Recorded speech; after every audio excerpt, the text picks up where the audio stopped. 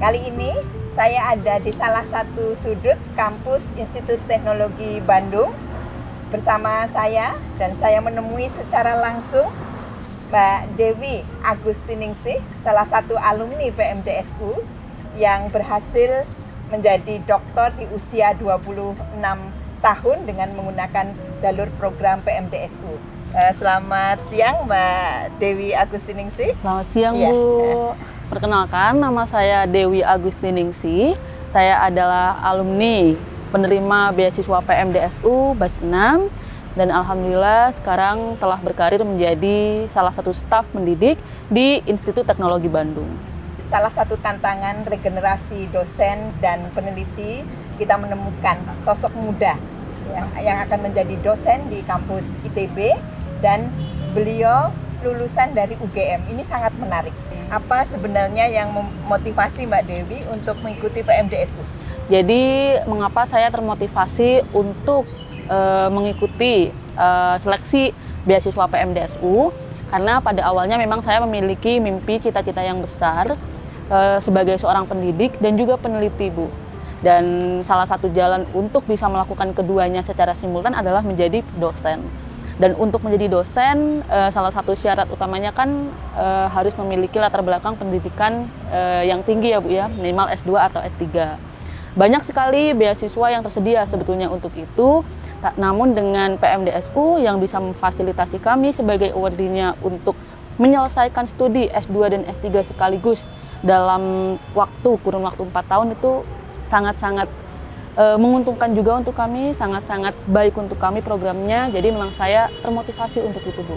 Memang ingin menjadi pendidik, dan salah satu jalan yang strategis untuk mencapai itu adalah dengan mengupayakan untuk bisa diterima sebagai awardee di PMDSU. Ya, menarik sekali teman-teman. Jadi ini satu kesempatan yang dibagikan oleh Mbak Dewi untuk teman-teman bergabung nih ke PMDSU untuk menjadi sumber daya manusia, untuk menciptakan sumber daya manusia unggul Indonesia. Saya berasal dari kimia, Fakultas MIPA, yang memang ilmunya sebetulnya kita mungkin semua sudah tahu sangat fundamental ya Bu ya, baik itu dari segi keilmuan ataupun penelitiannya. Namun sejauh ini kami dari kimia FMIPA itu selalu mengupayakan agar penelitian ini tidak hanya berhenti di laboratorium, tapi agar bisa dikembangkan, diimplementasikan di lingkungan masyarakat dan juga industri. Kebetulan untuk riset saya, bahasa mudahnya adalah membuat suatu material, membuat suatu bahan yang bisa mempercepat reaksi kimia, yang nantinya reaksi kimia itu adalah reaksi substansial di bidang farmakologi dan remediasi air yang banyak mengandung polutan. Jadi memang kami meskipun didasarkan oleh pengetahuan yang sangat fundamental, tapi kami selalu dilatih dan diminta untuk bisa mencari jalan agar pengetahuan fundamental itu memiliki implementasi yang baik di masyarakat dan industri. Penelitian fundamental tapi juga akan membawa dampak ya terkait dengan tadi air yang mempunyai polutan. Kemudian dibersihkan seperti itu ya, juga aman dikonsumsi seperti itu ya. Betul, di bidang farmakologi juga. Di bidang farmakologi juga ya, luar biasa.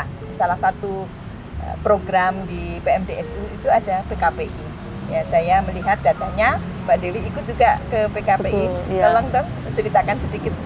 Jadi saya alhamdulillah qadarullah mendapatkan kesempatan untuk program PKPI khususnya di negara Jepang, di Hokkaido University tepatnya Bu.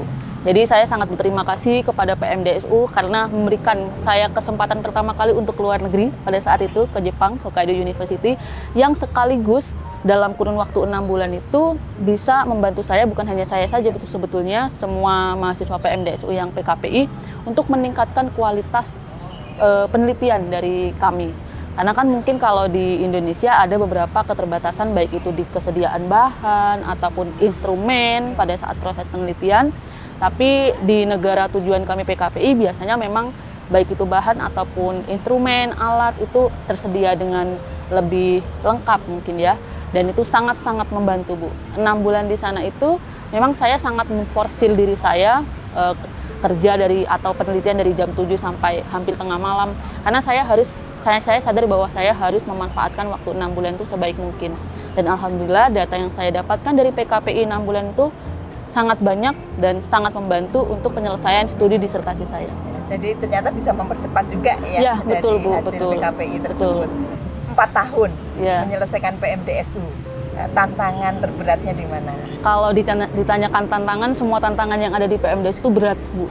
Sangat menantang, sangat menantang. Tapi saya percaya bahwa ketika Tuhan memberikan kita kesempatan untuk memulai sesuatu, pasti juga Tuhan memberikan kemampuan kita untuk menyelesaikannya dengan baik. Itu saya sangat percaya akan hal itu, Bu. Jadi memang di PMDSU mungkin teman-teman juga sudah tahu dan Ibu juga sudah sangat paham sekali bahwa untuk bisa proceed lanjut ke S3 kan ada syarat S2-nya harus memiliki IP semester per semesternya itu minimal 3,75 dan itu kan bukan hal yang mudah ya Bu ya. Itu termasuk salah satu tantangan. Jadi PMDSU punya target-target yang besar, target-target yang serius terkait studi para awardee-nya. Dan itu saya rasa tantangan sekaligus target yang memang PMDSU sudah setting seperti itu bukan tanpa alasan. Jadi memang semuanya sudah dirancang oleh PMDSU agar nantinya lulusannya seperti kami memiliki kemampuan yang komprehensif.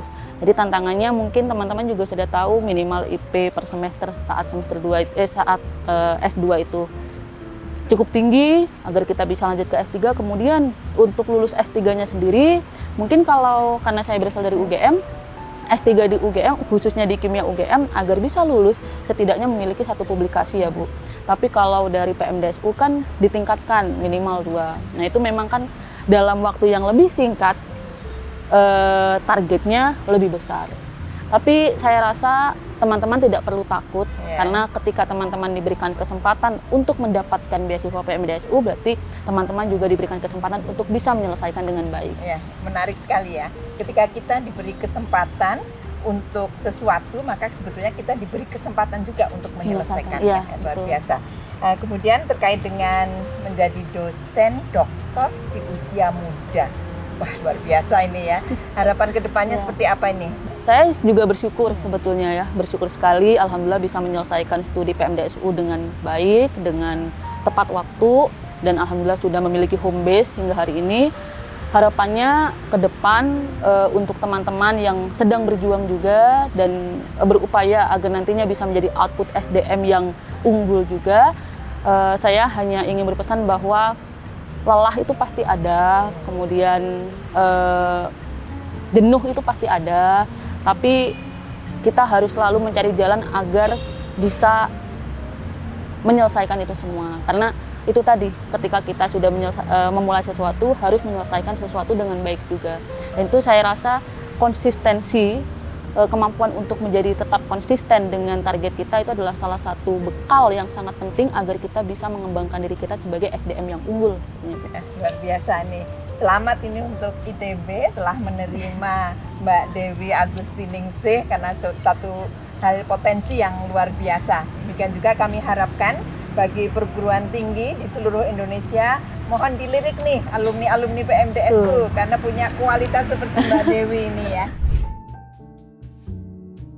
Apa yang paling berbeda cara pandang Mbak Dewi ketika di sarjana, kemudian setelah sekarang lulus S3, lulus dokter? Mungkin saya lebih bisa untuk belajar menghargai setiap kesempatan, baik itu kecil ataupun besar yang saya dapatkan. Misalkan kesempatan untuk bisa S2, kesempatan untuk bisa S3, itu kan untuk beberapa orang mungkin hal yang tidak terlalu luar biasa, tapi untuk banyak orang termasuk saya itu hal yang perlu dihargai, di-appreciate.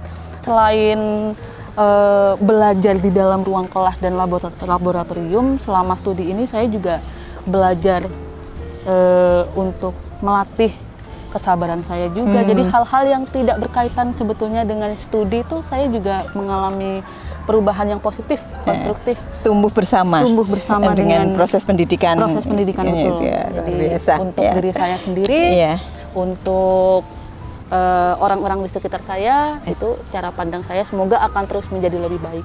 Ada enggak titik balik ketika menjalani proses pendidikan PMDSU? Ya. Jadi kami betul-betul berasal dari keluarga yang sederhana. Bapak saya pensiun ketika saya SMP kelas. Jadi sejak SMA pun bapak saya sudah tidak mampu untuk membiayai pendidikan saya. Begitupun di S1, apalagi S2 dan S3. Setelah lulus SMA, saya itu sudah bergantung pada beasiswa, Bu, karena bapak ibu saya memang sudah tidak bisa membantu secara finansial. Alhamdulillah qadarullah lulus S1 dengan baik, dengan tepat waktu.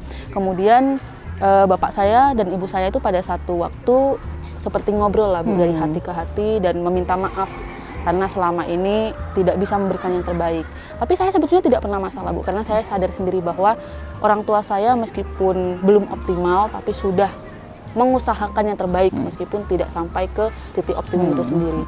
Dan yang menjadi turning point, betul-betul titik balik untuk saya adalah ketika bapak ibu saya menangis dan meminta maaf bahwa mereka masih belum bisa menjadi orang tua yang baik untuk saya dalam hal memfasilitasi apa yang saya butuhkan.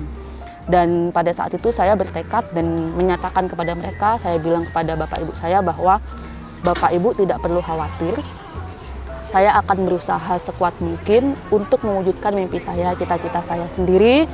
Meskipun bapak ibu secara finansial tidak bisa mendukung secara optimum, tapi doa, dukungan moral dan moral dari bapak ibu itu yang saya butuhkan. Masalah finansial ataupun yang lain-lain itu saya bisa dapatkan. Dimanapun itu saya bisa usahakan, tapi doa dan dukungan bapak ibu yang saya tidak bisa temukan di luar pintu rumah kami. Luar biasa. Air mata saya keluar kalau sudah bicara terkait dengan hal tersebut. Sekarang mungkin ceritakan ya, ini untuk pengalaman teman-teman yang sedang berjuang gitu ya. Ketika kita pada titik akan menyerah, apa menurut pengalaman Mbak Dewi yang dilakukan? Ya. Seperti yang saya sampaikan sebelumnya juga, Bu, bahwa ketika Tuhan memberikan kita kesempatan untuk memulai sesuatu, pasti di situ juga Tuhan sudah memberikan kekuatan dan takdir bahwa kita pasti bisa menyelesaikannya.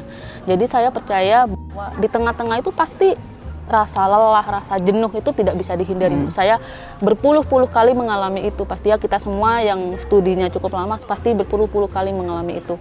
Tapi saya percaya bahwa kami juga diberikan kemampuan untuk bisa menyelesaikan, dan saya percaya juga untuk teman-teman di luar sana yang sedang berjuang menyelesaikan studinya, meskipun naik turunnya terjalnya jalan yang dilalui tidak bisa dihindari, tapi saya percaya bahwa kita bisa menyelesaikan, kita bisa menghasilkan sesuatu yang optimum dari yang kita upayakan. Jadi selalu percaya bahwa ketika kita diberikan kesempatan untuk memulai sesuatu, pasti kita juga diberikan kesempatan untuk menyelesaikan sesuatu tersebut dengan baik. Ya, menarik sekali, ini sepertinya menjadi prinsip hidup dari Mbak Dewi. Ketika kita diberi kesempatan sesedikit apapun, sebanyak apapun, maka di situ juga ada kesempatan kita untuk menyelesaikan dan menuntaskan.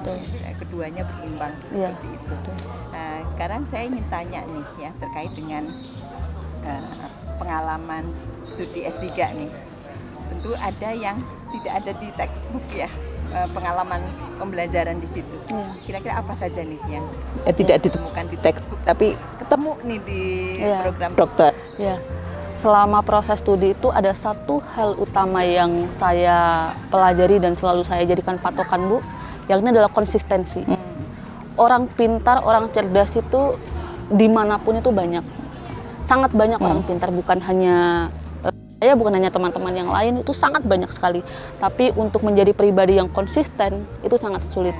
Dan yang membantu saya hingga alhamdulillah qadarullah selesai sampai akhir itu adalah upaya saya untuk tetap konsisten. Apakah mudah? Tentu tidak. Apakah sulit? Sangat sulit. Tapi saya kembali lagi, tanpa konsistensi itu saya tidak bisa menyelesaikan semuanya. Konsistensi itu baik dari niat kita untuk tetap belajar, melakukan penelitian, kemudian memenuhi target. Kan biasanya di awal kami di S3 kan diberikan timeline ya, Bu ya. Kalau semester ini sudah harus selesai ini, semester ini sudah harus selesai ini. Untuk memenuhi itu pasti sangat sulit. Tapi itu yang saya akhirnya latih hari per hari, waktu per waktu selama studi saya, konsistensi. Oke. Luar biasa ya. Jadi konsistensi kata kuncinya untuk bisa mencapai tujuan kita ya, dan orang yang konsisten ini sangat sedikit. Betul. Jadi itulah titik daya saing kita ya untuk bertumbuh seperti itu. Jadi saya itu pernah mendengar dan membaca satu kutipan yang bunyinya seperti ini. pelaut yang hebat tidak pernah lahir dari ombak yang tenang. Untuk menjadi pribadi yang unggul, pasti jalannya bukan Jalan yang mulus. biasa-biasa saja. Itu saya percaya itu. Iya, luar biasa ya. Iya. Jadi pelaut yang hebat tidak lahir dari laut yang tenang. Iya. Demikian. Terima kasih Mbak Dewi atas Terima kesempatannya kasih, Ibu, ya. atas kesempatannya. Halo teman-teman PMDSU dimanapun kalian berada, tetap semangat, jangan pernah putus asa dan selalu konsisten untuk memenuhi setiap target yang telah teman-teman set dari awal dan hingga akhir nanti dengan lancar. Ingat bahwa masa depan Indonesia ada di tangan teman-teman untuk menyongsong Indonesia Emas 2045. Semoga segala sesuatu yang teman-teman upayakan, teman-teman usahakan hingga hari ini akan berbuah manis di masa depan nanti, sehingga teman-teman bisa menggapai cita-cita atau mimpi yang telah teman-teman punya dan bangun dari dulu.